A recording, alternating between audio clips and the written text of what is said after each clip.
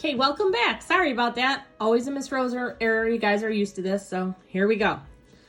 So my initial question, now that I have the right example written down for you guys, is how do we multiply to get a positive answer in the back if one of our factors, and we know our answer is going to be negative? Well, we know to get positives from 7th grade, our favorite way to do it is a positive times a positive. But because now we're past 7th grade, we can also have a negative times a negative. And that's what makes type 3.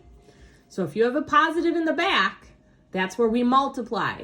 We know we're going to have two negatives. So for these problems, I'm going to identify a negative and a negative for my answer. Okay. I'm still following the same process. I'm still going to factor 18. So I'm going to take my 18. I'm going to list all those factors. 1 times 18. 2 times 9, 3 times 6. And now I want to remember what happens when I add two negatives. So if I go down the elevator and then I go down the elevator again, how do I figure out how far down I went? Well, I'm going to add those two numbers together. So that means when I look at these, it's like an addition problem. So which one of these numbers, when I add them together, will give me 9. And my answer is 3 and 6. So I'm going to come back up here and set up my binomial. I know my first term inside the parentheses is going to be x because we've got an x squared.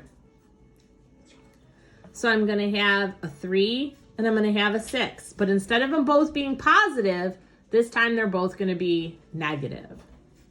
So those are my factors. And if you don't believe me, you can set up the area model. Remember, we did that in class. And you can solve it, and you'll get back to this. That's what factoring is doing. It's undoing the area model. Let's try another one with these pesky negatives and see what happens. This time I've got 50. I'm going to factor that. So yes, my numbers are getting bigger, but no whining. You should have a calculator. You all have phones. I know you do. So here we go. 1 and 50. 2 and 25. Nobody for 3. Nobody for 4. 5 and 10. Which one of these will add up to give me 15? Well, it's 5 and 10. And I know because a negative times a negative gives me a positive that I'm going to be dealing with my negatives. So my m's are going to be my first term. I'm going to have minus